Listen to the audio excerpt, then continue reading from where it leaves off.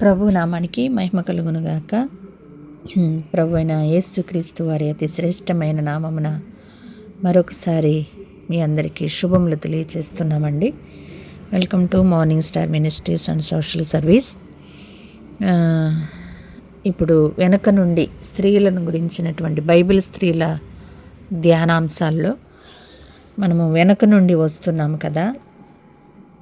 సూర్యుని ధరించినటువంటి స్త్రీ ఎవరు, అలాగే సారమ్మ గారి గురించి మనం మాట్లాడుకుని ఉన్నాము. అలాగే పేతురు రాసిన మొదటి పత్రికలో 5వ అధ్యాయములో 13వ వచనాన్ని మనం ఒకసారి చదువుకుందామా. బబులోనులో మీ వలె నేర్పరచబడిన ఆమెయు నా కుమారుడైన మార్కును మీకు వందనములు చెప్పుచున్నారు. ప్రేమగల ముద్దుతో ఒకనికి ఒకడు వందనములు చేయడి అని ఈ వచనంలో మనం చూస్తాం. అయితే ఈ దిన నా అంశము బబులోనులో మీ వలె నేర్పరచబడిన ఆమె ఎవరు అనేటువంటి ధ్యానం మీద మనం కొన్ని విషయాలు మాట్లాడుకుందాము. ఈమె ఎవరు అని ఆలోచన చేసినట్లయితే కొన్ని వచనాల ఆధారంగా దేవుని వాక్యంలో మనం ధ్యానం చేద్దాం, జ్ఞాపకం చేసుకుందాం రండి.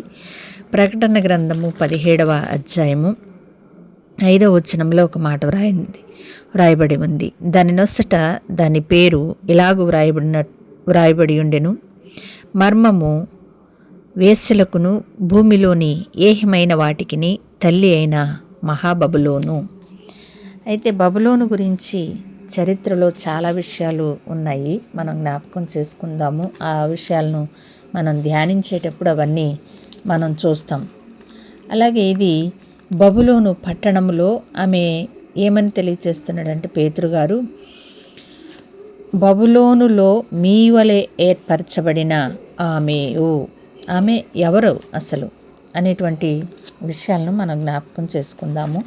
అపోస్తుల కార్యముల గ్రంథము 12వ అధ్యాయము 25వ వచనంలో మనం చూసినట్లయితే, బర్నబాయు సౌలును తన పరిచర్య నెరవేర్చిన తరువాత మార్కు అను మారు పేరు గల యోహానును వెంటబెట్టుకొని యెరూషలేము నుండి తిరిగి వచ్చిరి. ఈ వచనాల ఆధారంగా చూస్తే మనము బబులోను ఇది ఒక సంఘమని, బబులోనులో ఏర్పాటు చేయబడినటువంటి సంఘమని మనం భావించవచ్చు. అదే 12వ అధ్యాయం అపోస్తుల కార్యములు 12వ వచనంలో మనం చూసినట్లయితే, ఇట్లా ఆలోచించుకొని అతడు మార్కు అను మారు పేరు గల యోహాను తల్లి అయిన మరీ ఇంటికి వచ్చెను. అక్కడ అనేకులు కూడి ప్రార్థన చేయుచుండిరి. చూసారా, సంఘంగా ఎక్కడో ఒక మంచి ఆలయాన్ని ఏర్పాటు చేసుకుని, లేదా ఒక మంచి ఉన్నతమైనటువంటి స్థితిలో ఉన్నటువంటి కట్టడంతో కూడినటువంటి ధనవంతులైనటువంటి పరిస్థితిలో, లేదా మంచిగా అలంకరించబడినటువంటి ఆలయంలో వారు దేవుణ్ణి ప్రార్థించట్లేదట. ఎక్కడంటే మార్కు అను మారు పేరు గల యోహాను తల్లి అయిన మరియ ఇంటికి వచ్చెను. అక్కడ అనేకులు కూడి ప్రార్థన చేయుచుండిరని వచనములో మనం చూస్తాం. అలాగే 2వ యోహాను రాసినటువంటి పత్రికలో మనం చూస్తే మొదటి అధ్యాయము మనం జ్ఞాపకం చేసుకున్నాము కదా. యోహాను పత్రికలో ఉన్నటువంటి ఆమె ఎవరు అని మనం ధ్యానం చేసాం గత వీడియోలో. అలాగే ఇక్కడ 2వ అధ్యాయం 2వ యోహాను రాసిన పత్రికలో మొదటి అధ్యాయము 13వ వచనంలో మనం చూస్తే, ఏర్పరచబడిన నీ సహోదరి పిల్లలు నీకు వందనములు చెప్పుచున్నారు. గతంలో మనం జ్ఞాపకం చేసుకున్నాము, ఏర్పరచబడినదైనటువంటి అమ్మగారికి పిల్లలకును శుభమని చెప్పి వ్రాయునది అని యోహాను రాసినటువంటి ఆ పత్రికలో ఆమె ఎవరు అని మనం ధ్యానించినప్పుడు ఆమె సంఘమని మనం ధ్యానించాము. సంఘమే అని మనం మాట్లాడుకున్నాం కదండి. అలాగే ప్రకటన గ్రంథము 18వ అధ్యాయం 2వ వచనంలో మనం చూస్తే, అతడు గొప్ప స్వరముతో ఆర్భటించి ఇట్లనెను, మహాబబులోను కూలిపోయెను, అది దయ్యములకు నివాస స్థలమును, ప్రతి అపవిత్రాత్మకు ఉనికి పట్టును, అపవిత్రమును అసహ్యమునైన ప్రతి పక్షికి ఉనికి పట్టును ఆయను. చూసారా, ఈ మహాబబులోను పట్టణం భయంకరమైనటువంటి పరిస్థితిలో దయ్యములకు నివాస స్థలం అయిపోయిందట. ప్రతి అపవిత్ర ఆత్మకు ఉనికి పట్టయిందట. అపవిత్రమును అసహ్యమునైన ప్రతి పక్షికి కూడా ఉనికి పట్టు ఆయనని ప్రకటన గ్రంథంలో మనం చూస్తాం. అలాగే కీర్తనాకారుడు కూడా రాస్తే ఏమంటున్నాడంటే, కీర్తనల గ్రంథము 87వ కీర్తన 4వ చరణంలో మనం చూసినట్లయితే, రండి చూద్దాము. కీర్తనాకారుడు కూడా చక్కటి మాటను రాసినట్లుగా మనం చూస్తాం. 87వ కీర్తన 4వ చరణం. ఐగుప్తును రాహాబును ఐగుప్తు బబులోనును నాకు పరిచయులని నేను తెలియజెప్పుచున్నాను. ఫిలిష్టియా తూరు కూషులను చూడుము, వారు అచ్చట జన్మించిరని అందురు. చూసారా, ఇక్కడ రాహాబు అను ఐగుప్తు బబులోనును నాకు పరిచయలే అని ఇక్కడ కీర్తనకారుడు ఈ బబులోను గురించి మాట్లాడుతూ ఉన్నాడు. బహుశా ఈమె పేతురు భార్య కావచ్చు అని అంటారు, కానీ బైబిల్లో అయితే ఆ విషయం లేదు. అది సంఘం అని మనం భావించాల్సిందే. అయితే ఆమె వ్యక్తిగతంగా ఒక స్త్రీయా అంటే, స్త్రీ కంటే కూడా ఆమె దేవుని యొక్క సంఘం అని అయితే మనం మాట్లాడుకోవచ్చు. కొరింథీయులకు రాసిన మొదటి పత్రిక 9వ అధ్యాయము 5వ వచనంలో మనం చూస్తే, తక్కిన అపోస్తుల వలెను ప్రభు యొక్క సహోదరుల వలెను కేఫా వలెను విశ్వాసురాలైన భార్యను వెంట పెట్టుకుని తిరుగుటకు మాకు అధికారం లేదా? ఈ వచనాన్ని బట్టి పేతురు భార్య కావచ్చు అంటారు, కానీ చరిత్రకారుల యొక్క అభిప్రాయంలో ఉంది, కానీ అది బహుశా బైబిల్ గ్రంథంలో లేదు. లౌకిక అర్థం కాదు. ఆ సోదరి అనేది చర్చి సంఘాన్ని సూచిస్తుంది. చాలామంది నూతన నియమ వేద పండితులు ఎన్నుకోబడిన ఆ సోదరి అనగా బబులోనులోని సంఘాన్ని సూచించే రూపకంగా మనం మాట్లాడుకోవచ్చు. ఇక్కడ మనం మూడో విషయం ఏంటంటే, బబులోను అంటే లిటరల్లీ అది బబులోనా లేక రోమా నగరమా అనేటువంటిది పండితుల అభిప్రాయాల్లో తర్జన భర్జనగా ఉన్నట్లు మనం ఈ విషయాలను జ్ఞాపకం చేసుకోవాలి. బబులోను అనే పదం ఇక్కడ రోమాను సూచించునని చాలామంది విశ్వాసం అన్నమాట.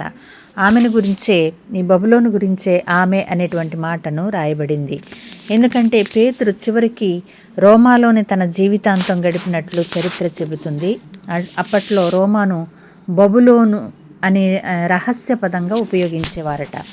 కాబట్టి పేతురు 5వ అధ్యాయము, మొదటి పేతురు 5వ అధ్యాయం 13వ వచనంలో మనం చూస్తే, ఆమె వందనములు చెప్పుచున్నది అనేటువంటి మాటను ఆయన జ్ఞాపకం చేస్తూ ఉన్నాడు. ఆమె అంటే ఎక్కువగా పరిశోధనల ప్రకారం ఇది బబులోను సంఘాన్ని సూచిస్తుంది. కొన్ని అభిప్రాయాల ప్రకారం పేతురు భార్య అయి ఉండొచ్చు అని అంటున్నారు, కానీ బైబిల్ గ్రంథంలో అయితే అది స్పష్టంగా లేదని మనం గమనించాలి. ప్రియులారా, మరికొన్ని విషయాలు సంఘం అంటే అసలు ఎలా ఉండాలి? మనము ఇప్పటి వరకు బబులోను పట్టణంలో ఉన్నటువంటి సంఘాన్ని గురించి మనం మాట్లాడుకున్నట్లయితే, అసలు సంఘం అంటే ఎలా ఉండాలనేటువంటిది ప్రభువారు కొన్ని మాటలు తెలియచేస్తూ చాలా విషయాలు మాట్లాడినట్లుగా మనం బైబిల్ గ్రంథంలో చూస్తాం. మత్తయి సువార్తలో మనం చూసినట్లయితే, మత్తయి సువార్త 20వ అధ్యాయము 25వ వచనంలో మనం మాట్లాడుకున్నట్లయితే, గనుక యేసు తన యొద్దకు వారిని పిలిచి, అన్యజనుల్లో అధికారులు వారి మీద ప్రభుత్వము చేయుదురనియు, వారిలో గొప్పవారు వారి మీద అధికారము చేయుదురనియు మీకు తెలియను. మీలో అలాగుండకూడదు. మీలో ఎవడు గొప్పవాడై ఉండగోరునో వాడు మీ పరిచారకుడై ఉండవలను. మీలో ఎవడు ముఖ్యుడై ఉండగోరునో వాడు మీ దాసుడై ఉండవలను. అలాగే మనుష్య కుమారుడు పరిచారం చేయించుకొనుటకు రాలేదు, కానీ పరిచారము చేయుటకును అనేకులకు ప్రతిగా విమోచన క్రయధనముగా తన ప్రాణమునిచ్చుటకును వచ్చినని చెప్పాను. ఇక్కడ మనం ఈ వచనాలను ఆధారంగా చూసుకుంటే సంఘం అనేటువంటిది అసలు ఎలా ఉండాలి అనేటువంటి మాటలు మనం మాట్లాడుకునే లెక్కైతే, ఇక్కడ పరిచారము చేసేటువంటి వారుగా ఉండాలి. క్రీస్తుని కలిగి ఉన్నటువంటి నీవు నేను, క్రైస్తవ జీవితం జీవిస్తున్నటువంటి నీవు నేను క్రీస్తు చెప్పిన మాటలను మనం తుచ్చ తప్పకుండా పాటించినట్లయితేనే, లేదా అనుభవించినట్లయితేనే ఆ ఆశీర్వాదం అనే దాన్ని మనం పొందుకుంటాం. ప్రియులారా, గమనించాలి. యోహాను సువార్తలో కూడా మనం ఒక వచనాన్ని జ్ఞాపకం చేసుకుందాము. యోహాను సువార్త 13వ అధ్యాయంలో మనం చూసినట్లయితే, 13వ అధ్యాయము 13 నుండి 15 వచనాల భాగంలో మనం చూస్తే, బోధకుడనియు ప్రభువనియు మీరు నన్ను పిలుచుచున్నారు, నేను బోధకుడును ప్రభువును గనుక మీరిట్లు పిలుచుట న్యాయమే. కాబట్టి ప్రభువును బోధకుడునైన నేను మీ పాదములు కడిగిన ఎడల మీరును ఒకరి పాదములను ఒకరు కడగవలసిందే. మనం చూసినట్లయితే ఈ యొక్క పాదములు కలిగినంతట పరిచర్య మనం చేయాలి ప్రియులరా. ఒకరినొకరు ప్రభువే అయ్యుండి, బోధకుడనై అయ్యుండి, నేను మీ పాదములు కడగలేదా? కనుక మీరు ఒకరితోనొకరు, ఒకరి పాదములు ఒకరు కడుక్కొని ప్రేమ కలిగి జీవించండి అని ప్రభు ఈ వచనాల ద్వారా మనతో మాట్లాడుతున్నట్లుగా గమనించాలి. ఒకటి అలాగే మరొక వచనాన్ని మనం జ్ఞాపకం చేసుకుందాము. అపోస్తలుల కార్యముల గ్రంథంలో మనం చూస్తే ఈ పరిచర్యను గురించి మనము మాట్లాడుకునే లెక్కైతే అపోస్తలుల కార్యముల గ్రంథము 20వ అధ్యాయము 28వ వచనములు, దేవుడు తన స్వరక్తమిచ్చి సంపాదించిన తన సంఘమును కాయుటకు పరిశుద్ధాత్మ మిమ్మను దేనియందు అధ్యక్షులుగా ఉంచెను, ఆ యావత్తు మందను గూర్చియు మీ మట్టుకు మిమ్మును గూర్చియు జాగ్రత్తగా ఉండుడి అని తెలియచేస్తున్నాడు. ఇక్కడ బబులోను పట్టణంలోని సంఘము కూడా వందనాలు చెప్తుంది అని పేతురు జ్ఞాపకం చేస్తూ ప్రభువు కూడా మాట్లాడుతున్నారు. ఏంటి అంటే, ఎవరైతే అధ్యక్షులుగా ఉన్నారో ఆ యొక్క మీ మట్టుకు మీరు జాగ్రత్తగా ఉండమని. ఆయన ఎందుకు జాగ్రత్తగా ఉండాలి అని అడిగితే, ఆయన మనకు తన స్వరక్తమిచ్చి సంపాదించినటువంటి సంఘమును కాయడానికి పరిశుద్ధాత్మ మిమ్మును దేనియందు అధ్యక్షులుగా ఉంచెనో ఆ యావత్తు మందని గూర్చియు మీ మట్టుకు మిమ్మల్ని గూర్చి జాగ్రత్తగా ఉండుడి. మనం చెప్పేది ఒకటి చేసేది ఒకటిలాగా ఉండకూడదనమాట. మనము ఏదైతే చెప్తున్నామో దాన్ని అనుభవించి తద్వారా ఆశీర్వాదాన్ని మనం పొందుకొని సంఘములోని సభ్యులందరూ ఆ ఆశీర్వాదాన్ని పొందుకోవాలని కోరుకునే విధంగా మనం మాట్లాడాలి. అంతేకాదు మన ప్రవర్తన కూడా అందుకు దగ్గరగా ఉండాలని దేవుని యొక్క చిత్తమయ్యన్నది ప్రియులరా గమనించండి. ఇక్కడ ఈ లోక సంబంధమైన ఇప్పుడున్నటువంటి పరిస్థితుల్లో సంఘాలను జ్ఞాపకం చేసుకుంటే ఆ యొక్క సంతోషకరమైన లేదా ప్రేమపూర్వకమైన లేదా పరిచర్య చెయ్యాలనేటువంటి ఆలోచన కలిగినటువంటి సంఘముగా నేటి దినాల్లో సంఘాలు లేకుండుట, ప్రేమ కలిగి లేకుండుట చూస్తే ఎంతో విచారం కలుగుతుంది ప్రియులరా.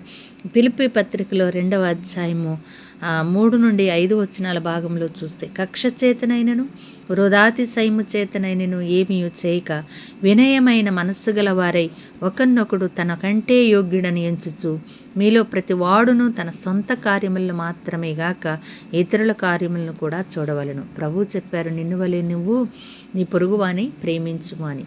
ఇక్కడ అపోస్తలుడైన పౌలు ఈ ఫిలిప్పీ సంఘానికి కూడా రాస్తూ ఆయన అదే మాట్లాడుతున్నాడు. ఒకడు తనకంటే యోగ్యుడని ఎంచుచు. ఎవడన్నా ఎంచుకుంటామా మనం అలాగా? వాళ్ళకంటే నేనే గొప్ప, అదిగో ఆవిడ కంటే నేనే గొప్ప, ఆమె కంటే నేను అన్నిటిలోనూ గొప్ప అని చెప్పి మన గొప్ప మనం డప్పులేసుకుని చెప్పుకుంటాం. కానీ వాస్తవానికి అది చేయడానికి వీల్లేదు ప్రియులారా. ఆయన ఏమని తెలియచేస్తున్నాడంటే, ఒకనికంటే ఒకడు యోగ్యుడని ఎంచుచు మీలో ప్రతి వాడును తన సొంత కార్యములు మాత్రమే గాక ఇతరుల కార్యాలు కూడా చూడాలి. ఎవరైనా ఆపదలో ఉన్నారు అంటే, ఎవరైనా సంఘ బిడ్డల్లో ఒకరు ఏమైనా శ్రమలోనో శోధనలోనో ఉన్నారు అంటే వారిని పలకరించడానికి కూడా మనం ప్రేమ కలిగినటువంటి పరిస్థితి ఈ దినాల్లో మనం చూడలేకపోతున్నాం. ప్రభు క్షమించాలి. అలాగే హెబ్రీలకు రాసిన పత్రికలో మనం చూసినట్లయితే 13వ అధ్యాయము 7వ వచనంలో, మీకు దేవుని వాక్యము బోధించి మీ పైన నాయకులుగా ఉన్న వారిని జ్ఞాపకం చేసుకుని వారి ప్రవర్తన ఫలమును శ్రద్ధగా తలంచుకొనుచు వారి విశ్వాసమును అనుసరించడి. మనం ఏం చేయాలి అంటే, సంఘములో మన యొక్క పరిస్థితిని, మన విశ్వాసాన్ని, మనం ఏ రీతిగా ఉంది, మన విశ్వాసం పరిస్థితి, మన విశ్వాస పరిమాణం ఏ రీతిగా ఉంది అని చెప్పి ఒకరిని ఒకరు జ్ఞాపకం చేసుకుంటూ ధైర్యం చెప్పుకుంటూ ఒకరికి ఒకరము మనము దేవుని నామాన్ని మహిమపరిచేటువంటి పరిస్థితిలో వెనుకబడి ఉంటే ఒకరినొకరు హెచ్చరిక చేసుకుంటూ ఉండాలనేటువంటిది దేవుని యొక్క చిత్తమైంది. కనుక బబులోను గురించి మనం మాట్లాడుకుంటే, బబులోను అనగా గందరగోళం అని అర్థం. బబులోను అనగా గందరగోళం లేదా బేల్ ద్వారం అనే అర్థం అంట. నేటి ఇరాక్ రాజధాని బాగ్దాదుకు 80 కిలోమీటర్ల దక్షిణంగా యూఫ్రటీస్ నదీ తీరాన వెలసిన నగరం బాబిలోనియా సామ్రాజ్యానికి రాజకీయ మత రాజధానిగా విలసిల్లింది.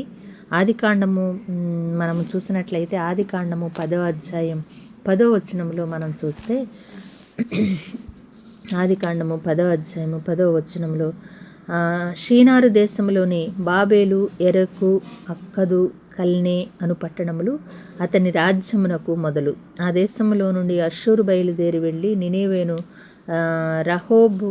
రహోబోతీరును, కాలహును, నినేవేకు కాలహుకును మధ్యనున్న రెస్సనును కట్టించెను. ఇదే ఆ మహాపట్టణము. చూసారా, ఇక్కడ మనం చూసినట్లయితే చరిత్ర ఆధారంగా మనం చూస్తే ఇది నిమ్రోదు స్థాపించాడు. బబులోను సాంప్రదాయ గాథలు దీనికి మరూక్ దేవత నిర్మించాడని చరిత్ర చెబుతుంది. అక్కదు నగరంలో సుమారు క్రీస్తుపూర్వం 2400 ప్రాంతంలో రాజవంశాన్ని స్థాపించిన మొదటి సర్గోను ఇక్కడ ఆలయాలను కట్టించాడు. వీటిని బహుశా అంతకు ముందటి బబులోను శిథిలాలపై కట్టించి ఉండవచ్చు అనేటువంటిది చరిత్రకారుల అభిప్రాయం. క్రీస్తు పూర్వం 2000 ప్రాంతాల్లో ఊర్ నగరవాసులు దీనిపై దాడి చేసి పరిపాలించారు.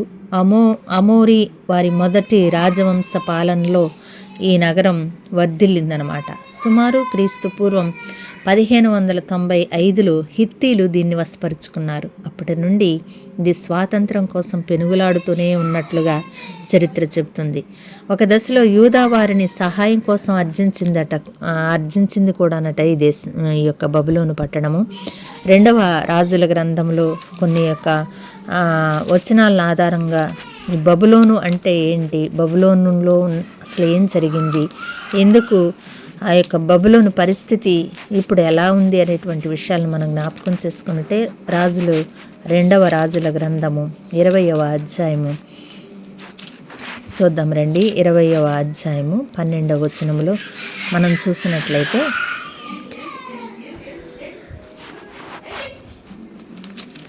20వ అధ్యాయం 12వ వచనం. ఆ కాలమందు బబులోను రాజును బలదాను కుమారుడనైన బెరోదక్ బలదాను హిజ్కియా రోగి అయ్యుండిన సంగతి విని పత్రికలను కానుకను అతని యొద్దకు పంపగా, బబులోను మహాపట్టణం చాలా భయంకరమైనటువంటి పట్టణంగా బెరోదక్ బలదాను అయినటువంటి హిజ్కియా రోగి అయ్యుండిన సంగతి కూడా ఆ యొక్క పరిస్థితుల్లో మనం రాజుల గ్రంథాల్లో మనం చూస్తాం. అష్షూరు రాజైన 2వ సర్గోను బబులోనుపై దాడి చేసి నాశనం చేసిన రీతిని గురించి తన రాజపత్రాల్లో రాయించాడు.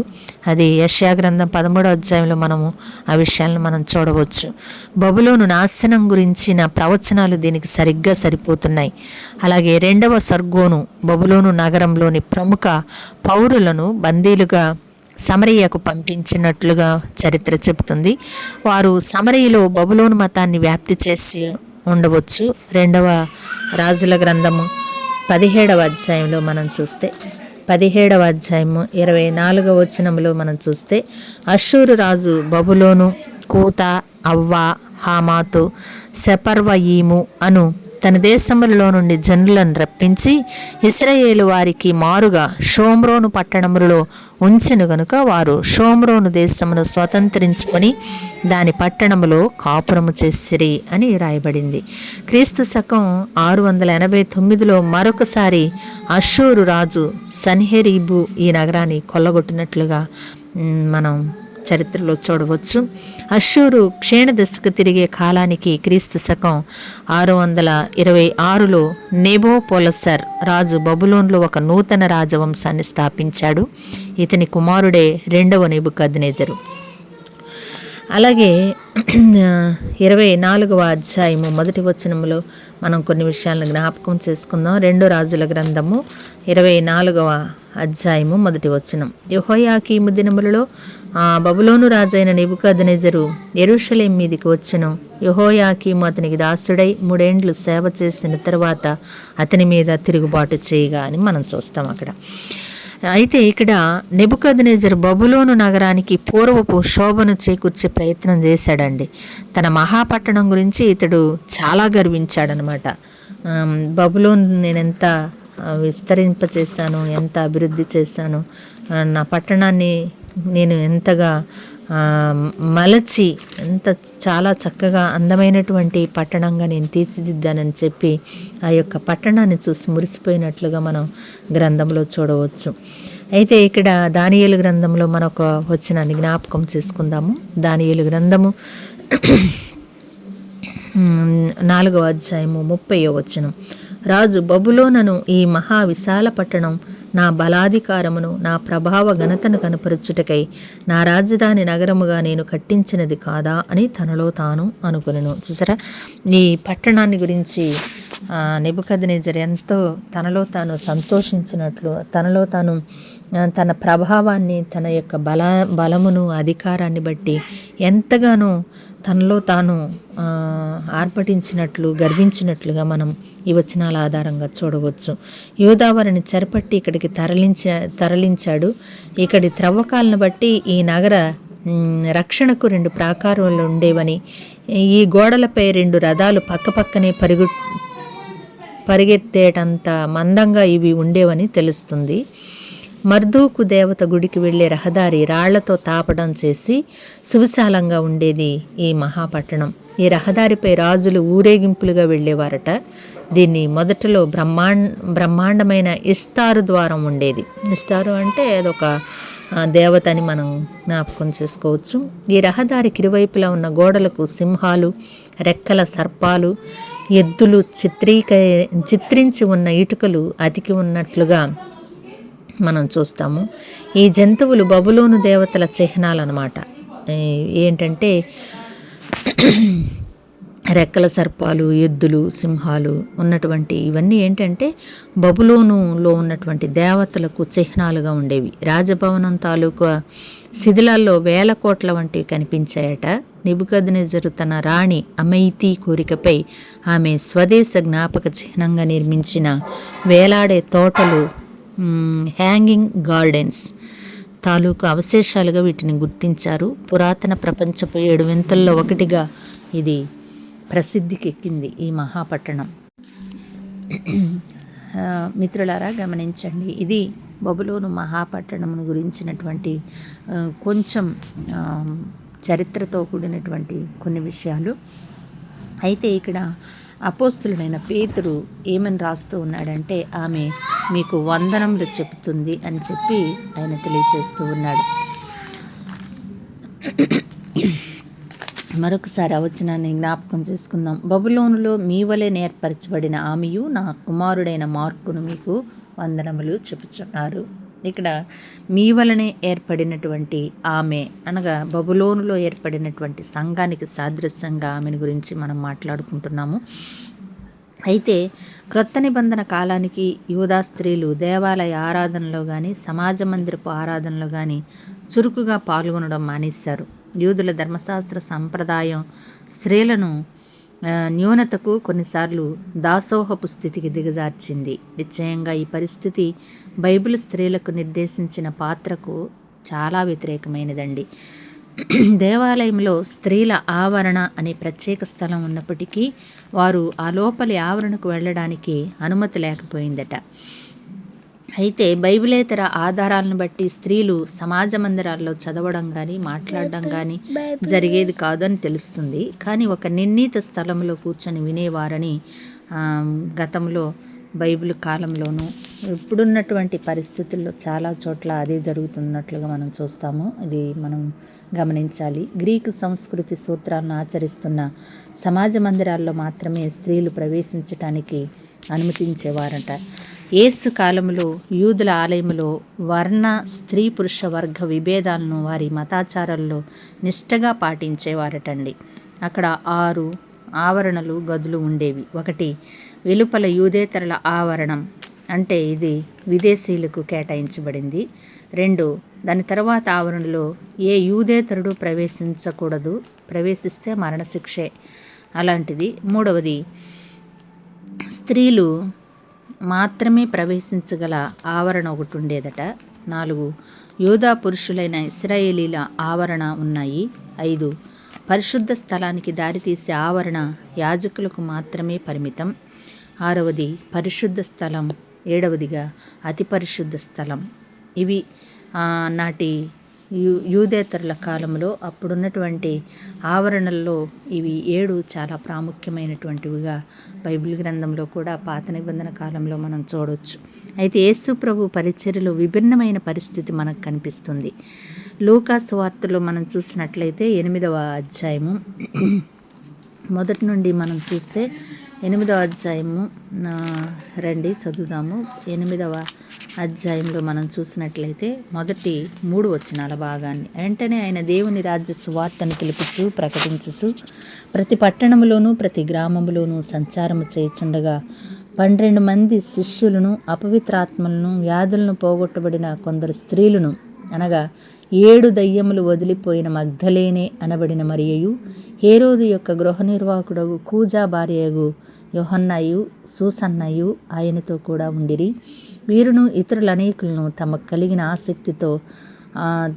కలిగిన ఆస్తితో వారికి ఉపచారము చేయించు వచ్చిరి. చూసారా, కొంతమంది స్త్రీలను గురించి ప్రాముఖ్యంగా ప్రభువారి కాలంలో వారికి పరిచర్య చేసినట్లుగాను, ఆస్తి కూడా లెక్క చేయనటువంటి పరిస్థితిలో పరిచర్య చేసిన స్త్రీలను క్రీస్తు కొత్త నిబంధనలో క్రీస్తుతో పాటు చేసినటువంటి స్త్రీలను మనం ఇక్కడ చూడవచ్చు. అలాగే యేసు కొంతమంది స్త్రీలను సహచరులుగా ఆహ్వానించి ఉన్నాడు. ఆయన మార్తా మరియలను తన పాదాల చెంత శిష్యురాండ్రగా కూర్చోవడాన్ని ప్రోత్సహించినట్లుగా మనం చూస్తాం. అలాగే ఈ లూకా సువార్త 8వ అధ్యాయం 38 నుండి వచనాల్లో మనం చూసినట్లయితే 38వ వచనం నుండి 42వ వచనాల వరకు మనం చూసినట్లయితే గెరసేనీల ప్రాంతముల్లో నుండి జనులందరూ బహు భయాక్రాంతులైరు గనుక తమను విడిచిపోమ్మని ఆయన వేడుకొనిరి. ఆయన దోణి ఎక్కి తిరిగి వెళ్ళుచుండగా దయ్యములు వదిలిపోయిన మనుషుడు ఆయనతో కూడా తను నిమ్మని ఆయన్ను వేడుకొని, అయితే ఆయన నీవు నీ ఇంటికి తిరిగి వెళ్ళి దేవుడు నీకెట్టి గొప్ప కార్యములు చేసిన తెలియజేయమని వానితో చెప్పి వాణ్ణి పంపివేసెను. వాడు వెళ్ళి యేసు తనకెట్టి గొప్ప కార్యములు చేసినో ఆ పట్టణమందంతటా ప్రకటించెను. జనసమూహం ఆయన కొరకు ఎదురు చూచుచుండెను గనుక యేసు తిరిగి వచ్చినప్పుడు వారు ఆయన్ను చేర్చుకునిరి. అంతటా ఇదిగో సమాజ మందిరపు అధికారి అయిన యాయీరు అను ఒకడు వచ్చి యేసు పాదముల మీద పడి ఇంచుమించు 12 ఏళ్ల ఈడుగల తన ఒక్కతే కుమార్తె చావ సిద్ధముగా ఉన్నది కనుక తన ఇంటికి రమ్మని ఆయన బతిమాలుకొనెను. ఆయన వెళ్ళుచుండగా జనసమూహములు ఆయన మీద పడుచుండిరి. చూసారా, ఇక్కడ ఆయన అద్భుతాలు చేస్తున్నప్పుడు అనేకులు ఆయన్ను వెంబడించినట్లుగా, స్త్రీలు ఆయన్ను గౌరవించినట్లుగా మనం ఈ వచనాల ఆధారంగా చూడవచ్చు. స్త్రీల పట్ల యేసుకు గల గౌరవం కొట్టవచ్చినట్లు ఈ వచనాలను బట్టి మనం చూడవచ్చు. అది పరిసయ్యుల సద్దుకైల సిద్ధాంతానికి పూర్తిగా వ్యతిరేకమైనప్పటికీ క్రీస్తు వాటన్నిటి నుండి జయించినట్లుగా మనం చూస్తాం. క్రీస్తుని విమోచన కార్యంలో ఈ విభజనలు అడ్డుగోడలుగా కూలిపోయాయి. జాతి, మత, స్త్రీ, పురుష వివక్ష లేకుండా ప్రతి విశ్వాసి దేవుని యొద్దకు వెళ్ళడానికి సమాన అవకాశం కలిగింది. ఆయన మన సమాధానమై ఉండి మీకును మాకును ఉండిన మధ్యగోడను పడగొట్టి మన ఉభయులను, యూదులను, అన్యులను ఏకము చేస్తునని అపోస్తలుడైన పౌలు ఎఫెసు సంఘానికి రాస్తూ మాట్లాడుతూ ఉన్నాడు. 2వ అధ్యాయము 14వ వచనంలో ఆ మాటను మనం చూస్తాం.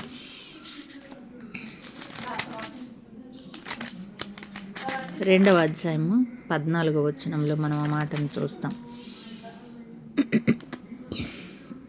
ఆయన మన సమాధానమై ఉండి మీకును మాకును ఉండిన ద్వేషమును, అనగా విధిరూపకమైన ఆజ్ఞలు గల ధర్మశాస్త్రమును తన శరీరమందు కొట్టివేయుట చేత మధ్యగోడను పడగొట్టి మన ఉభయులను ఏకము చేసిన. చూసారా, ఆయన సంఘములో ఉన్నటువంటి స్త్రీలను, ఆయన ఏమాత్రము స్త్రీలని పురుషులని భేదము చూపించిన వాడుగా క్రీస్తుని గురించి మనం మాట్లాడుకోం.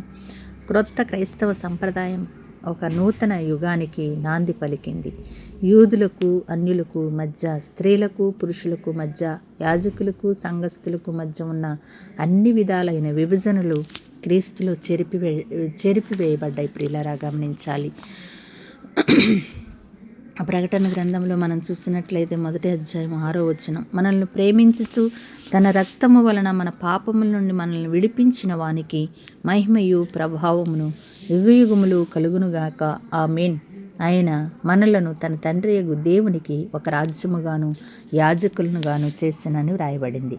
కాబట్టి ఇందులో ఏ భేదము చూపించలేదు ప్రభువారు. కనుక మనము ఆయనకు మహిమ చెల్లించవలసిన వారమై ఉన్నాము. మహిమ ప్రభావములు యుగయుగములు కలుగునుగా. కానీ భక్తుడు పలికిన రీతిగా మనము యుగయుగములు ఆయన్ని స్తుతించి ఆయన్ని సేవించే పనిలో మనం ఉండాలండి. కానీ నేడున్నటువంటి పరిస్థితుల్లో ఆయన సేవించడం మానేస్తున్నాము, ఆయన్ని ఆరాధించటం మానేస్తున్నాము, ఆయన స్తుతించటం మానేస్తున్నాం. ప్రభు క్షమించాలి. 3 అధ్యాయం గలతీయులకు రాసిన పత్రిక 3 అధ్యాయం 27-28 వచనాల్లో మనం జ్ఞాపకం చేసుకుంటే, క్రీస్తులోనికి బాప్తిసం పొందిన మీరందరూ క్రీస్తును ధరించుకొని ఉన్నారు. ఇందులో యూదుడని గ్రీసు దేశస్థుడని భేదం లేదు, దాసుడని స్వతంత్రుడని భేదం లేదు, పురుషుడని స్త్రీ అని లేదు, యేసుక్రీస్తునందు మీరందరూ ఏకముగా ఉన్నారు అని అపోస్తలుడైన పౌలు గలతీ సంఘానికి రాస్తూ హెచ్చరిక చేస్తున్నట్లు మనం చూస్తున్నాం. అయితే క్రీస్తు జీవితంలో స్త్రీలు అనేటువంటి అంశాన్ని నేను ఈ రూపంలో ఈ సందర్భంగా నేను జ్ఞాపకం చేయాలని ఆశపడుతూ ఉన్నాను. ఒకటి, క్రీస్తు యొక్క తల్లి. యేసు తల్లి అయిన మరియ దైవభక్తి గల సాధుశీలి. చాలా వరకు మరియ పాడిన దేవుని స్తుతిగానం హన్నా పాటను పోలి ఉన్నట్లుగా మనం చూస్తాం. లోకాసు వార్తలో మనం చూసినట్లయితే ఆమె పాడి ప్రభువును ఆరాధించి స్తుతించినటువంటి ఆ యొక్క సన్నివేశాన్ని మనం చూస్తే చాలా వరకు హన్నా కూడా అదే రీతిగా పాడినట్లుగా మనం జ్ఞాపకం చేసుకుందాం. చదువుదాం రండి. 1 అధ్యాయం 46 వచనం లోకాసు వార్త. 3 దినములైన తర్వాత ఆయన దేవాలయంలో బోధకుల మధ్య కూర్చుండి వారి మాటలను ఆలకించుచు వారిని ప్రశ్నలు అడుగుచూ ఉండగా చూచిరి. ఆయన మాటలు వినిన వారందరూ ఆయన ఆజ్ఞకును ప్రజ్ఞకును ప్రత్యుత్తరములకును విస్మయం పొందినట్లుగా మనం చూస్తూ ఉన్నాం.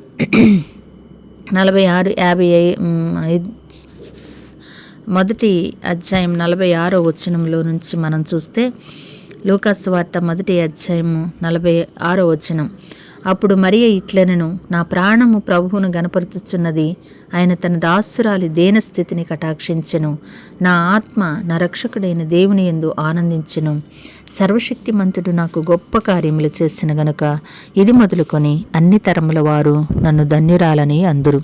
ఆయన నామము పరిశుద్ధము, ఆయనకు భయపడు వారి మీద ఆయన కనికరము తరతరములకుండును. ఆయన తన బాహువుతో పరాక్రమము చూపెను, వారి హృదయముల ఆలోచన విషయమై గర్విష్ఠులను చెదరగొట్టెను. సింహాసనముల నుండి బలవంతులను పడద్రోసి దీనులు నెక్కించెను. ఆకలిగొనిన వారిని మంచి పదార్థములతో సంతృప్తిపరిచి ధనవంతులను వట్టి చేతులతో పంపివేసెను. అబ్రహామునకును అతని సంతానమునకును యుగాంతరము వరకు తన కనికరము చూపి జ్ఞాపకము చేసుకొందునని మన పితరులతో సెలవిచ్చెను. ఆయన తన సేవకుడైన ఇశ్రాయేలునకు సహాయము చేసెను అని ఈ యొక్క మరియ ఈ కీర్తన ద్వారా ప్రభువును స్తుతించినట్లుగా పాత నిబంధన కాలంలో ఉన్నటువంటి అబ్రహాముకు అతని సంతానమునకు దేవుడు ఏమైతే మాట్లాడి ఉన్నాడో, ఏవైతే వాగ్దానం చేశాడో ఆ వాగ్దానాన్ని నెరవేర్చినటువంటి దేవుడని ప్రభువుని గురించి ఎంతగానో దేవుని స్తుతిస్తూ ఉన్నట్లుగా మనం చూస్తాం. అయితే ఇక్కడ ఆ యొక్క 1 సమూయేలు గ్రంథంలో మనం చూసినట్లయితే 2వ అధ్యాయం 1 నుండి 10 వచనాల భాగంలో కూడా హన్నా దేవునికి విజ్ఞాపన చేస్తూ పాడుతూ ఉన్నట్లుగా మనం కొన్ని వచనాలను చూస్తాం. అందులో నేను ఒక 10 వచనాల భాగాన్ని మీరు తర్వాత చదువుకోనండి. నేను ఒక 2-3 వచనాలు చదివి వినిపిస్తాను. నా హృదయం యెహోవా యందు సంతోషించుచున్నది, యెహోవా యందు నాకు మహాబలము కలిగెను. నీ వలన రక్షణను బట్టి సంతోషించుచున్నాను. నా విరోధుల మీద నేను అతిశయపడుదును. యెహోవా వంటి పరిశుద్ధ దేవుడు ఒకడును లేడు, నీవు తప్ప మరి ఏ దేవుడునూ లేడు. మన దేవుని వంటి ఆశ్రయ దుర్గమేదియు లేదు. యెహోవా అనంత జ్ఞానియగు దేవుడు, ఆయనే క్రియలను పరీక్షించువాడు. ఇకను అంత గర్వముగా మాట్లాడకుడి, గర్వపు మాటలు మీ నోట రానియకుడి. ఏమి కూడా ప్రభువును ఆరాధన చేస్తూ ప్రభువుని గురించి పాడుతున్నట్లుగా మనం చూస్తాం. ఆయన వంటి పరాక్రమము కలిగినటువంటి దేవుడు లేడు, యెహోవా వంటి పరిశుద్ధ దేవుడు లేడు అని చెప్పి ప్రభువును ఆరాధన చేస్తున్నట్లుగా ఈ హన్నా కూడా మరియమ్మ గారు అన్నా పాడిన రీతిగా దేవుని మహిమపరుస్తున్నట్లు, దేవుని స్తుతిస్తున్నట్లుగా మనం చూస్తాం. గలతీ పత్రిక 4వ అధ్యాయం 4వ వచనంలో మనం చూస్తే, అయితే కాలము పరిపూర్ణమైనప్పుడు దేవుడు తన కుమారుని పంపెను, ఆయన స్త్రీ యందు పుట్టి మనము దత్తపుత్రులము కావాలనని ధర్మశాస్త్రమునకు లోబడి ఉన్న వారిని విమోచించుటకై ధర్మశాస్త్రమునకు లోబడిన వాడాయను. చూసారా, ఆయన ధర్మశాస్త్రానికి లోబడినటువంటి దేవుడుగా, మానవుడుగా, ఆయన సంపూర్ణమైన మానవుడు, సంపూర్ణ దేవుడుగా ప్రభు ఈ లోకంలోనికి మన కొరకు వచ్చి ఉన్నాడు. ప్రియులారా, గమనించండి. స్త్రీ అయిన హవ్వ మొదట శోధనకు లోబడి పాపం చేసి తర్వాత తన భర్తను శోధించడం వాస్తవమే అయినప్పటికీ మనం గమనించాలి, పరిశుద్ధాత్మ చేత క్రీస్తును గర్భం ధరించటానికి దేవుని చిత్తానికి లోబడిన పాత్ర స్త్రీ అయిన మరియ అన్న సత్యాన్ని మనం విస్మరించటానికి మాత్రం వీల్లేదు. లోకరక్షకుడు ఒక స్త్రీ ద్వారా ఈ లోకంలోనికి జన్మించాడు కనుక ఒకవేళ పురుషుని పతనానికి హవ్వ కారణమని నిందిస్తే మానవాళి రక్షణ కొరకు మరియ సాధనమైనదని కూడా మనం గట్టిగా చెప్పుకోవచ్చు. ఇది మరియను గురించి. అలాగే క్రీస్తు జీవితంలో స్త్రీ రెండవదిగా అన్నాను చూస్తాం. ప్రవక్త అయినటువంటి అన్న యేసు జన్మం తాలూకు అద్భుతమైన కథనంతో క్రొత్త నిబంధన ప్రారంభమవుతుంది కదండి. మరియ శుద్ధి ఆచారం సమయంలో అన్న అనే ఒక ప్రవక్తి నాటకీయంగా మనకు ప్రత్యక్షమవుతున్నట్లు మనం చూస్తాం. లేవియాకాండము 12వ అధ్యాయము 1 నుండి 6 వచనాలను మనం గమనిస్తే, మరియు యెహోవా మోషేకి ఇలాగ సెలవిచ్చెను, నీవు ఇశ్రాయేలీయులతో ఇట్లనము, ఒక స్త్రీ గర్భవతి అయి మగపిల్లను కనిన ఎడల ఆమె 7 దినములు పురిటాలై ఉండవలెను. ఆమె తాను మట్టుదై కడగా నుండి దినముల లెక్కను బట్టి పురుటాలై ఉండవలెను. 8వ దినమునకు బిడ్డకు సున్నతి చేయింపవలెను. ఆమె తన రక్తశుద్ధి కొరకు 33 దినములుండి తన రక్తశుద్ధి దినములు సంపూర్ణయగు వరకు ఆమె పరిశుద్ధమైన దేనినైనను ముట్టకూడదు, పరిశుద్ధ స్థలములో ప్రవేశింపకూడదు. ఆమె ఆడుపిల్లను కనిన ఎడల ఆమె తాను కడగా ఉండునప్పటి వలె 2 వారములు పురిటాలై ఉండవలను. ఆమె తన రక్తశుద్ధి కొరకు 66 దినములు కడగా ఉండవలను. కుమారుని కొరకే గాని కుమార్తె కొరకే గాని ఆమె శుద్ధి దినములు సంపూర్తి అయిన తరువాత ఆమె దహనబలిగా 1 ఏడాది గొర్రెపిల్లను, పాప పరిహారార్థబలిగా 1 పావురపు పిల్లనైనను తెల్ల గువ్వనైనను ప్రత్యక్షపు గుడారం యొక్క ద్వారమునకు యాజకుని ఎద్దుకు తీసుకుని రావలను అని పాత నిబంధన కాలంలో ఆయన ఇచ్చినటువంటి ధర్మశాస్త్రపు ఆ లెక్క తీర్చడానికి ప్రభు అయిన యేసుక్రీస్తు వారు కూడా లోకాసు వార్తలో మనం చూసినట్లయితే 2వ అధ్యాయము 36, 37 వచనాలను బట్టి మనం చూసినట్లయితే 2వ అధ్యాయము 36, 37 వచనాల ఆధారంగా మనం చూసినట్లయితే వీరికి మరియమ్మ ధర్మశాస్త్రాన్ని బట్టి ఆమె ఏం చేసిందంటే, మరియు ఆషేరు గోత్రికురాలును పనూయేలు కుమార్తె అయిన అన్న ఒక ప్రవక్తి ఉండెను. ఆమె కన్యత్వం మొదలు 7 ఏండ్లు పెనిమిటితో సంసారము చేసి బహుకాలము గడిచినదై 84 సంవత్సరములు విధవరాలై ఉండి దేవాలయం విడోక ఉపవాస ప్రార్థనతో రేయింబగళ్ళు సేవ చేయుచుండెను అని ఇక్కడ మనం చూస్తాం. ఆమె దేవుని యొక్క ధర్మశాస్త్రాన్ని నెరవేర్చుట కొరకు ఆమె మందిరంలోనికి వచ్చినప్పుడు మందిరంలో ఎవరున్నారట? అన్నా ప్రవక్తి ఉంది. యేసు జీవితంలోని స్త్రీలలో భాగంగా ఈమె రెండవదిగా మనం మాట్లాడుకోవచ్చు.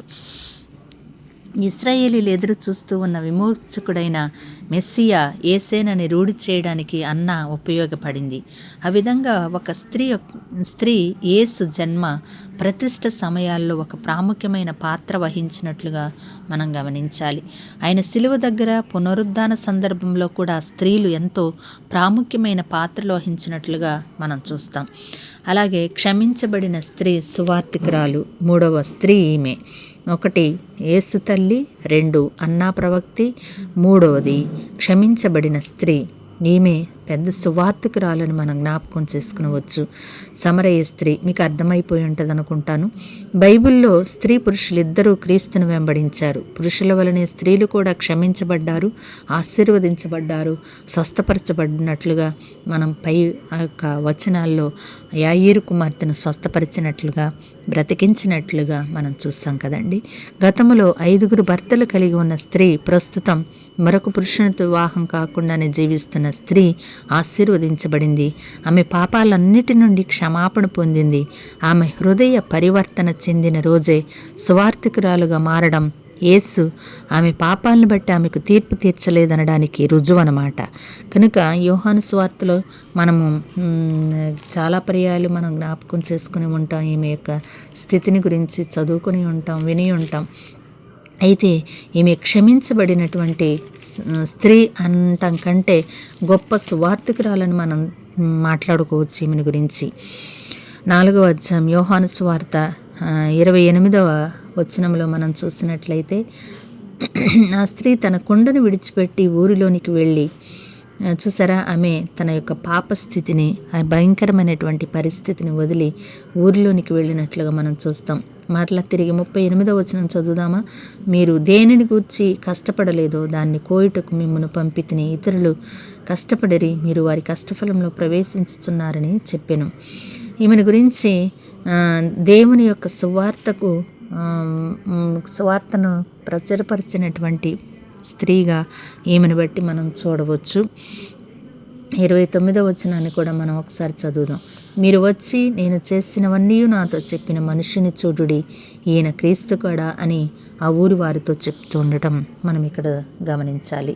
39వ వచనం, నేను చేసినవన్నీ నాతో చెప్పినని సాక్ష్యం ఇచ్చిన స్త్రీ యొక్క మాటను బట్టి ఆ ఊరిలోని సమరయులలో అనేకులు ఆయన యందు విశ్వాసం ఉంచిరి.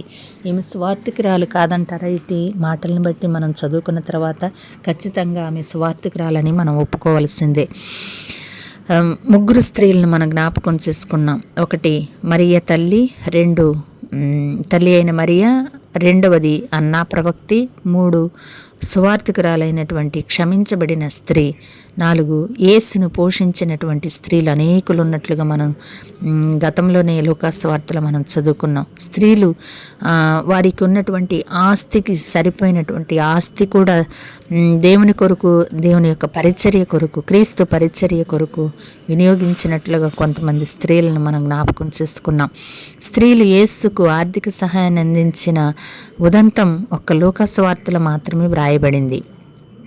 మనం చూసినట్లయితే 8వ అధ్యాయము 2-3 వచనాల్లో మనం ఇందాక జ్ఞాపకం చేసుకున్నాము. మరొకసారి మనం చదువుదాం. లూకాసు వార్త 8వ అధ్యాయము 2-3 వచనాల భాగాన్ని. లూకాసు వార్త 8వ అధ్యాయము 2-3 వచనాలు. 12 మంది శిష్యులను, అపవిత్రాత్మలను, వ్యాధును పోగొట్టబడిన కొందరు స్త్రీలను, అనగా 7 దయ్యములు వదిలిపోయిన మగ్దలేనే అనబడిన మరియయు, హేరోదు యొక్క గృహ నిర్వాహకుడగు కూజా భార్యగు యోహన్నాయు, సూసన్నయు ఆయనతో కూడా ఉండిరి. వీరును ఇతరులు అనేకులను తమకు కలిగిన ఆస్తితో వారికి ఉపచారం చేయుచూ వచ్చిరి. చూసారా, వారు కలిగి ఉన్నటువంటి ఆస్తిని కూడా లెక్క చేయకుండా ప్రభు యొక్క పరిచర్యలో వారు వినియోగించబడినట్లుగా మనం చూస్తాం. ఇక్కడ మనం చూసినట్లయితే ఈ స్త్రీల స్వాధీనంలో కొంత డబ్బు ఉందని కూడా ఇక్కడ ఈ వచనాన్ని బట్టి విశదంగా మనకు అర్థమవుతుంది. అనేక అనాగరిక సంస్కృతులు అప్పట్లో ఆ స్త్రీల వద్ద ఉన్న వారి యొక్క సంస్కృతులను కానీ పద్ధతులను కానీ పక్కన పెట్టి ఆ స్త్రీల వద్ద డబ్బు ఉండటాన్ని నిషేధిస్తాయి ఆ యొక్క సంస్కృతులు. కానీ వారి యొక్క ఆస్తి కూడా అయినప్పటికీ, సంస్కృతులైన పరిస్థితులైన ఏమైనప్పటికీ స్త్రీల దగ్గర కొంత ఆస్తి ఉందని ఈ వచనాన్ని, అందుకనే తమకు కలిగిన ఆస్తితో వారికి ఉపచారము చేయిచూ వచ్చిరి అని ఇక్కడ వ్రాయబడింది. ఆయనకు పరిచారం చేశారు అని చెప్పి ఫుట్నోట్లో రాయబడింది కదండి. కనుక మనం గమనించినట్లయితే వారు యేసుకు ఇవ్వగలిగి ఉండేవారు కారు. ఆ యొక్క పరిస్థితుల్ని, సంస్కృతుల్ని వారు దృష్టిలో పెట్టుకుని ఉంటే వారు యేసుకు ఏమాత్రం ఆర్థికంగా సహాయపడినట్లుగా కానీ, లేదా ఆర్థికపరమైనటువంటి పరిచర్య చేసేటువంటి వారుగా ఉండేవారు కాదేమో. కనుక పాశ్చాత్య క్రైస్తవ సంస్కృతిలో ప్రభు పని కొరకు 80% విరాళాలని ఇప్పటికే స్త్రీలే ఇస్తున్నారనేది ఇప్పుడు కూడా మనం గమనించాలి, మనం చూస్తూ ఉన్నాం కూడా. పాశ్చాత్య దేశాల్లో స్త్రీలకు నాయకత్వాన్ని లేక పరిచర్యలో పాత్రను నిషేధించేవారు, కానీ స్త్రీలు ఇచ్చే విరాళాల కోసం అయితే ఎదురు చూస్తుండేవారట. స్త్రీలను మిషనరీలుగా ఇతర దేశాలకు పంపిస్తారు. సంఘాలను నిశ్శబ్దంగా ఉండాలని, బైబిల్ సత్యానికి విరుద్ధంగా స్త్రీ పాత్ర విషయంలో బోధిస్తారట. ఎప్పుడు కూడా మనం చూస్తాం కదా, అపోస్తలుడైన పౌలు కొరింథీ సంఘానికి రాస్తూ స్త్రీలు మౌనంగా ఉండాలి అనేటువంటి మాటను పలుమార్లు జ్ఞాపకం చేసుకుంటారు. అలాగే 5వదిగా సిలువ చెంత స్త్రీలు. ఈ మాటను చెప్పి నేను ఈ యొక్క మాటలను నేను ఆమెను గురించి మాట్లాడి నేను ఈ మాట అపోస్తలుడైన పేతురు భక్తుడు రాసినటువంటి ఆమె ఏర్పరచబడినటువంటి ఆమెను గురించి నేను ఈ మాటలు ముగిస్తాను. సిలువ చెంత ఉన్నటువంటి స్త్రీలు మనం జ్ఞాపకం చేసుకుందాం. ఆయన తల్లి ఉన్నారు, ఆయన తల్లి సహోదరి ఉంది, క్లోఫా భార్య అయిన మరియ ఉంది, మగ్దలేని మరియ ఉంది. యేసు సిలువ యొద్ద నిలుచున్నట్లుగా మనం యోహాను సువార్త 18వ అధ్యాయం 25వ వచనంలో మనం చూస్తాం. సిలువ దగ్గరున్న చివరి వ్యక్తి ఒక స్త్రీ అన్నమాట. మార్కు సువార్త 15వ అధ్యాయం 47వ వచనంలో మనం చూస్తే, మార్కు సువార్త 15వ అధ్యాయము 47వ వచనం, అతడు నారబట్ట కొని ఆయన్ను దింపి ఆ బట్టతో చుట్టి బండలో తొలిపించిన సమాధి యందు ఆయనను పెట్టి ఆ సమాధి ద్వారమునకు రాయి పొర్లించెను. మగ్దలేని మరియయు యోసే తల్లి అయిన మరియయు ఆయన ఉంచబడిన చోటు చూచిరి. చూసారా, అప్పుడు శిష్యులు ఏమైపోయారు? పారిపోయారు అక్కడ. అప్పుడు శిష్యులందరూ పారిపోయారు అని చెప్పి మనం మత్తయి సువార్తలో కూడా ఆ మాటను జ్ఞాపకం చేసుకుంటాం. మత్తయి సువార్త 26వ అధ్యాయము 56వ వచనంలో మనం చూసినట్లయితే, మత్తయి సువార్త 26వ అధ్యాయము 56వ వచనంలో మనం చూస్తే, అయితే ప్రవక్తల లేఖనములు నెరవేరునట్లు ఇదంతయు జరిగినని చెప్పెను. అప్పుడు శిష్యులందరూ ఆయనను విడిచి పారిపోయిరి. చూసారా, శిష్యులు ఎక్కడున్నారు? పురుషులు ఎక్కడున్నారు? పారిపోయారండి. పేతురు దూరం నుండి వెంబడించాడు అని చెప్పి చూస్తాం. మత్తయి సువార్త 26వ అధ్యాయం 58వ వచనంలో మనం చూస్తే 58వ వచనం, పేతురు ప్రధాన యాజకుని ఇంటి ముంగిటి వరకు ఆయన్ను దూరము నుండి వెంబడించి లోపలికి పోయి దీని అంతమేమవునో చూడవలనని బంట్రోతులతో కూడా కూర్చుండెను. చూసారా, ఆయన పారిపోయాడు అక్కడి నుంచి. ప్రధాన యాజకులను, మహాసభ వారందరూ యేసును చంపవలనని ఆయనకు విరోధముగా అబద్ధ సాక్ష్యం వెతుకుచుండిరి, కానీ ఆయన మీద ఇంకా అబద్ధ సాక్ష్యాలు వెతుక్కుంటున్నారట పాపం. కానీ ఈ పేతురు కూడా దూరంగా పారిపోయినట్లుగా మనం చూస్తాం. అదే 26వ అధ్యాయం 72వ వచనంలో మనం చూసినట్లయితే, అతడు ఒట్టు పెట్టుకొని నేనుండలేదు, ఆ మనుష్యుని నేను ఎరుగనని మరలా చెప్పెను. ముమ్మారు యేసెవరో ఎరుగనన్నాడు. అయినప్పటికీ స్త్రీలు మాత్రం ఆయన సిలువ వేసినటువంటి స్థలమందు ఉన్నట్లుగా మనం చూస్తాం. మార్కు కూడా పారిపోయాడు. మార్కు సువార్త రచయిత అయినటువంటి అతను కూడా పారిపోయినట్లుగా మనం చూస్తాం. తన ప్రాణాన్ని దక్కించుకోవడానికి పారిపోయాడు మార్కు.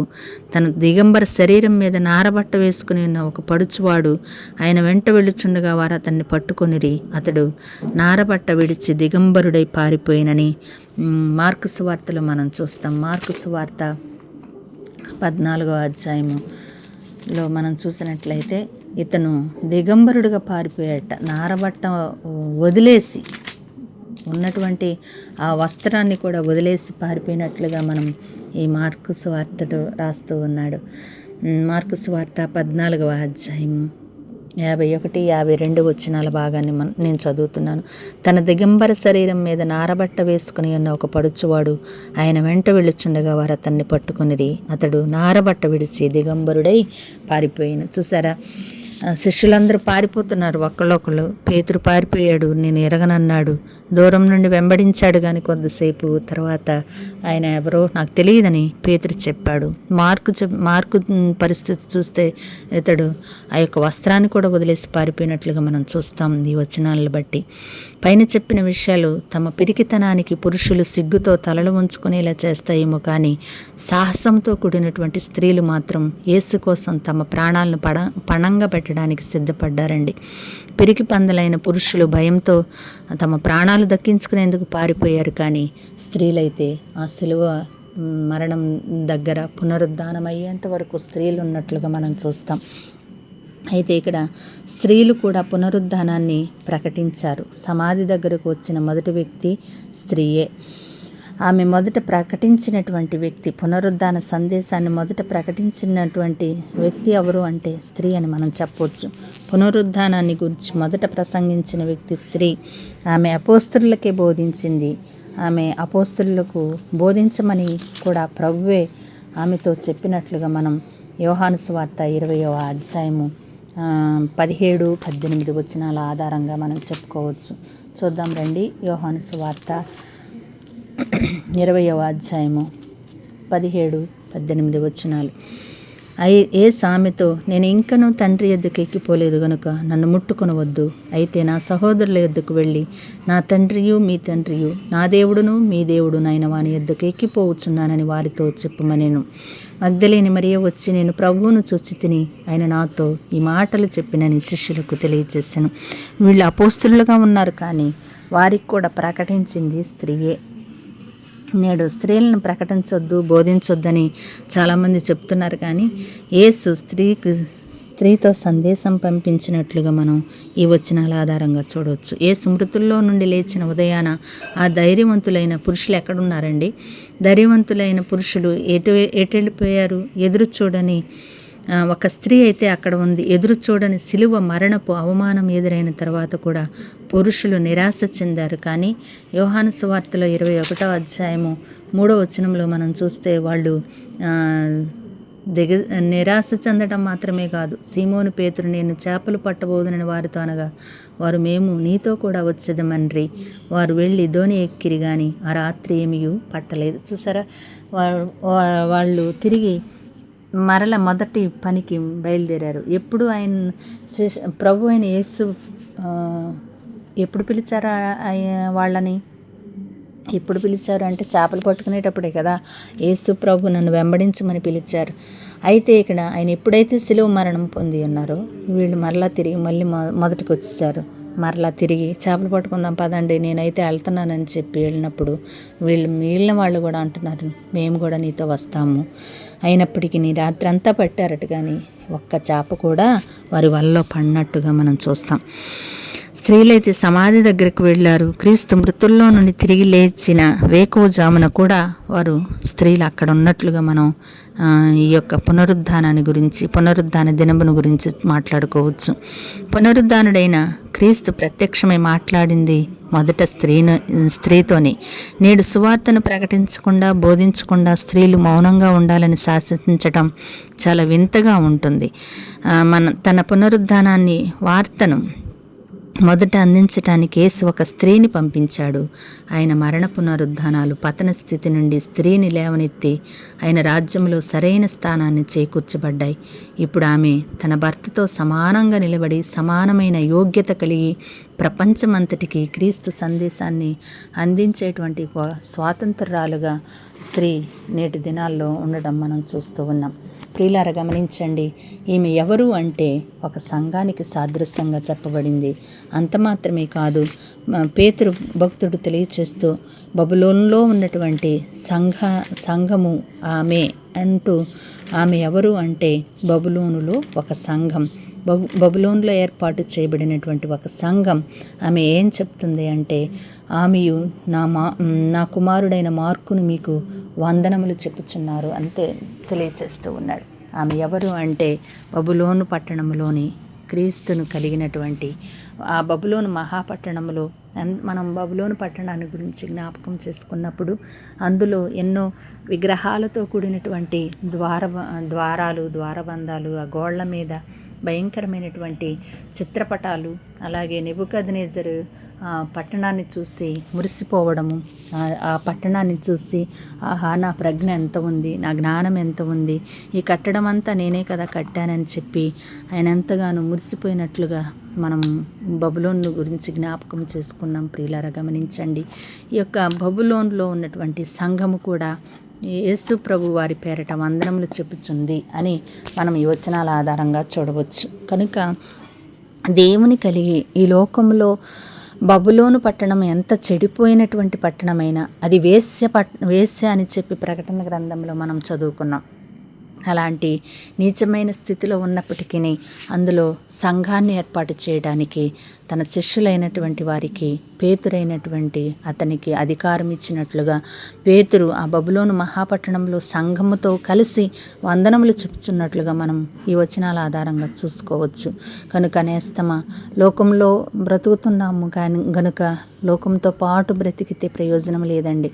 లోకములో క్రీస్తును కలిగి క్రీస్తు ప్రేమను కలిగి జీవించాలనేది దేవుని యొక్క చిత్తమైనది. అందుకని నేను ప్రభు అయి ఉంటే మీరు ప్రభు అని పిలవటం కరెక్టే, కానీ నేను మీకు పరిచారం చేశాను, మీరు కూడా ఆ రీతిగా ఒకరికొకరు పరిచారం చేసుకోమని చెప్పి ఆయన తెలియచేసిన రీతిగా మనం ఒకరికొకరు వందనములు చెప్పుకుంటూ ప్రేమ కలిగి జీవిద్దాం. అట్టి కృప పరిశుద్ధాత్మ దేవుడు మనకు అనుగ్రహించునుగాక. ఆమేన్. ప్రార్థనతో ఈ యొక్క మాటలు నేను ముగిస్తాను. ప్రార్థన. పరిశుద్ధుడు మీకు స్తోత్రం, పరమతండ్రి మీకు స్తోత్రం. ఇంతవరకు మీరు మాతో మాట్లాడిన ఈ మాటను బట్టి మీకు స్తోత్రాలు తెలియచేస్తూ ఉన్నాం.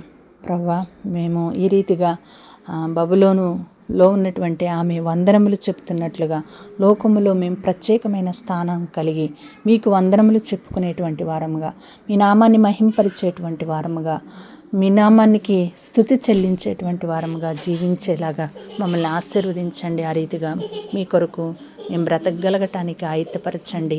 పరిచర్య చేసే వరంగా మమ్మల్ని దీవించండి. ఒకరినొకరు ప్రేమతో వందనములు చెప్పుకుంటూ, ఒకరినొకరు ప్రేమతో ఆదరించుకుంటూ మీ నామానికి మహిమకరంగా జీవించే కృప మాకు అనుగ్రహింపచేయమని పాసంలో ప్రార్థిస్తూ మమ్మల్ని మేము దయగలిగిన హస్తములకు అప్పచెప్పుకుంటూ సమస్తమును మీరు మా పక్షముకు సమకూడి జరిగించి, సమస్తమును మీ నామమునకు మహిమకరంగా మాకు మేలుకరంగా జరిగించి, సమస్త ఘనత మహిమ ప్రభావాలు మీరే పొందుకొనమని యేసు నామంలో అడిగి వేడుకుని పొందుకొని ఉన్నాము మా పరమ తండ్రి.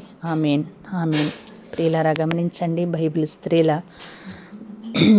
స్త్రీలను గురించి మరలా తిరిగి మరొక స్త్రీతో మీ ముందుకు త్వరలో వస్తాను. అంతవరకు సెలవు. ప్రభు కృప మీకు తోడయండి నడిపించునుగాక.